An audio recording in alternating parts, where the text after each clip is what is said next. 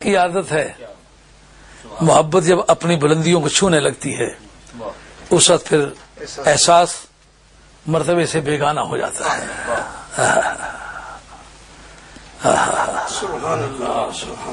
ہے بے تاب جس کے لیے عرش اعظم وہ اسرا روے لا مکان کی گلی ہے.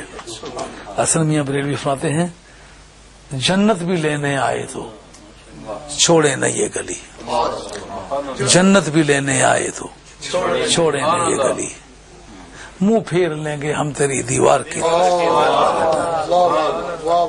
موسیٰ علیہ الصلوۃ والسلام طور کی چوٹیوں پر کھڑے ہو کر مدینہ طیبہ کا راستہ پوچھتے پھریں، وہ جو محبت کا ذوق آیا تھا نا اس نے اس سے بیگانہ کر دیا کہ میں کتنے بڑے مرتبے والا ہوں.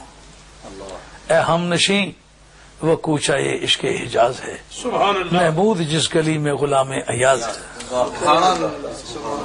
بتاؤ کبھی صدیق اکبر نے بھی یہ کہا مولا کریم اپنا آپ دکھا؟ کبھی نہیں کہا نا. موسیٰ علیہ السلام نے کہا ہے، ان کے ساتھیوں نے بھی کہا ہے لن نؤمن لک حتی نری اللہ جہرۃ، ہم جب تک خدا کو نہ دیکھ لیں گے مانیں گے نہیں.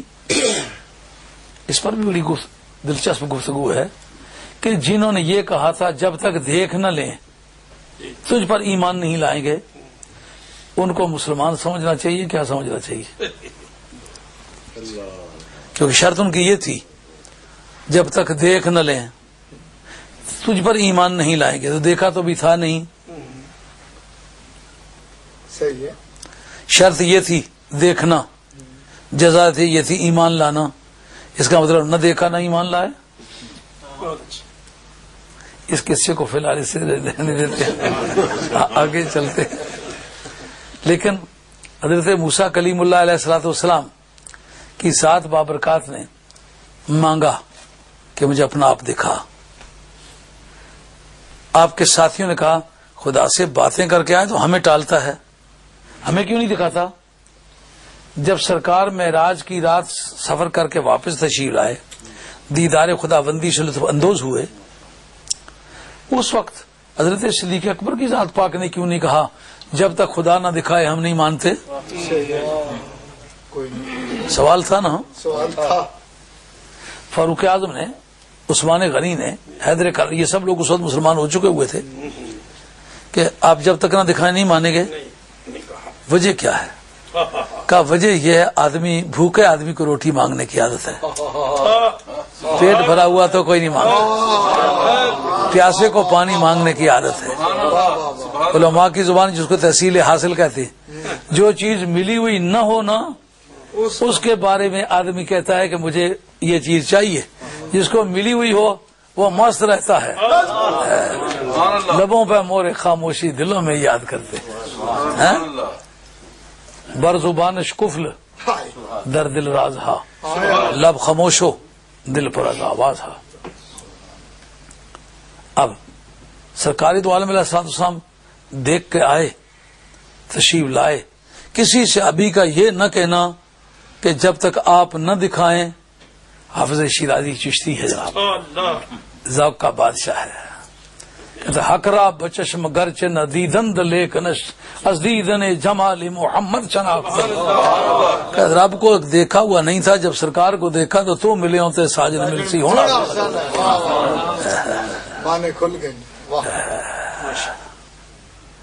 آگے بات سمجھ میں، یہ حکمتوں والا قرآن مجید ہے.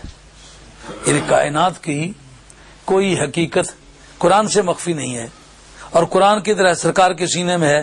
سرکار کے سینے پر نازل کرنے کی مصلحت آمدم برسر مطلب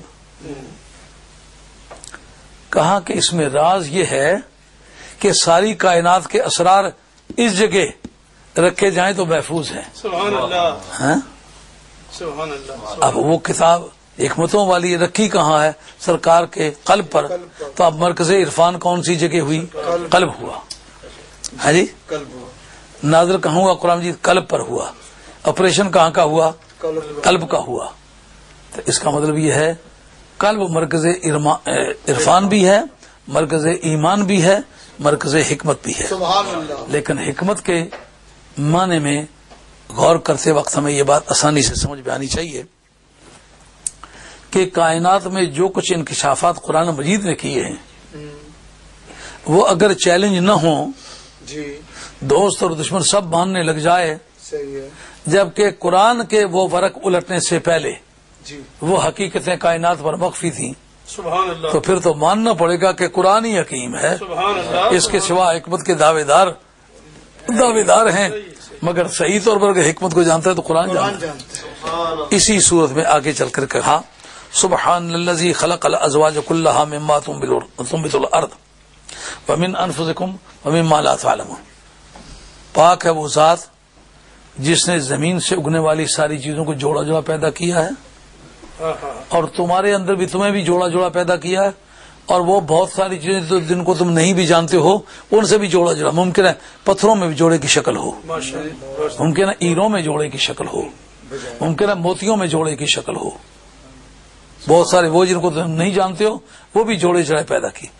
اب اس کا فیصلہ کرنے کے لیے کہ کتاب زندہ قرآن حکیم، سبحان اللہ، اس میں ہم دیکھنا چاہیں گے کہ قرآن مجید نے ان حکمتوں کو جانا کس طرح، حقائق کائنات کو کما فی الحقیقت جاننے کا نام حکمت ہے نا۔ جی اب جس وقت کہ پوری دنیا پر جس کو کہتے ہیں آپ کیمسٹری، فزکس کا حصہ ہے کیمسٹری، وہ جن سے عالی ہے، وہ سمم جینس ہے، یہ سب الٹرنٹ جینس جس کو کہتے ہیں، یہ درمیان میں جو اوپر والی جینس اور نیچے والے کے درمیان آتے ہیں سب الٹرنٹ جینس ان کو کہتے ہیں، اجناس متوسطہ، جی اجناس متوسطہ میں سے ہے یہ، اور کیمسٹری یہ نچلے درجے کی جن سے اوپر کی جو ہے وہ فزکس ہے۔ اب فزکس پر اس پر غور کرے گی کہ یہ جو قرآن مجید نے کہا جتنی چیزیں زمین سے اگتی ہیں یہ ساری جوڑا جوڑا ہے، ایسے اس کے جوڑے جوڑے کو تقریباً کوئی 150-200 برس کے ہیر پھیر میں وقت گزرتا ہوگا کہ فزسسٹ نے اس کو تسلیم کیا ہے کہ کچھ چیزیں جو زمین سے اگتی ہیں وہ کچھ جوڑا جوڑا ہیں، ٹھیک ہے لیکن جب یہ قرآن مجید نے کہا ساری جوڑا جوڑا ہیں، مسٹر موریسن ایک سائنٹسٹ گزرا ہے جی جی امریکہ میں جس نے ایک کتاب لکھی تھی دی مین از ناٹ لونلی، اس کے اندر اس پر بحث کی تھی اور اپنے مسلمان ہونے کی وجہ بتائی تھی، اس کو بین کر دیا تھا انہوں نے، اس کو بھی کچھ سزا دی تھی، ٹھیک وہ یہ تھی، وہ کہتا ہے کہ میں نے جب دیکھا کہ جو اس کو اینالائز کرنے کے طریقے ہیں کہ جوڑا ثابت کرنا چاہو تو اس کا تجزیہ کرو، یہ فارمولے اس پر اپلائی کرو، اگر وہ فٹ نکلے تو پھر جوڑا ہے۔ ان میں سے ایک تھا کہ جوڑے کے جوڑا ثابت کرنے کے لیے یہ ثابت کرنا ہوگا کہ اگر ان کی آپس میں جدائی کر دی جائے تو بیج ہیں تو بیج نہ لگیں، پھل ہیں تو پھل نہ لگیں، پھول ہیں تو پھول نہ لگیں، یعنی ریپروڈکشن سسٹم جو ہے انہیں بند ہو جائے، ٹھیک پھر ثابت ہو جائے گا کہ واقعی جوڑا جوڑا ہے۔ کہا پھولوں کے گملے ایک جگہ لگے ہوئے تھے، ایک جگہ سے اٹھا کر کے دوسرا گملہ 200 میل دور لے جایا گیا، وہ وہاں پھول بھی دے رہا ہے، بیج بھی دے رہا ہے، یہاں والا بھی بیج بھی دے رہا ہے، پھول بھی دے رہا ہے، تو پھر آ کے وہ تھیوری یہاں ٹوٹتی ہے، تجربہ اس کی حمایت نہیں کرتا کہ یہ جوڑا جوڑا، اگر یہ جوڑا جوڑا ہوتے تو جوڑے کی جدائی سے آگے نشو نما میں ڈسکنیکشن ہونا یہ ضروری ہے، کیونکہ یہ آپس میں جدا کر دیے گئے لیکن پھر بھی یہ چلتے رہے، ریپروڈکشن سسٹم چلتا رہا، یعنی توالد و تناسل ان میں چلتا رہا۔ اگر یہ جوڑا جوڑا ہوتے تو بغیر توالد و تناسل کے آگے ان کے نسلیں نہ بڑھتی۔ سوال سمجھ میں آیا کہ نہیں سمجھ میں آیا؟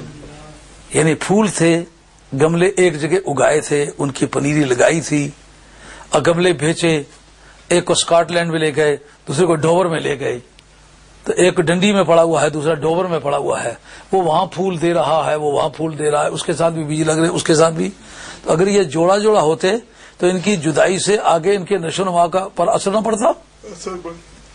کہتے ہیں جو ہی میں سویا ہوں یہ سوچ کے تو کیا دیکھتا ہوں کہ سرکار دو عالم السلام سے ملاقات، ایک لمبی لمبی زلفوں والا، بڑے خوبصورت قد کاٹ کا انسان ہے، ایسا خوبصورت انسان میں نے کبھی پہلے دیکھا نہیں، پتہ نہیں وہ کس طرح کی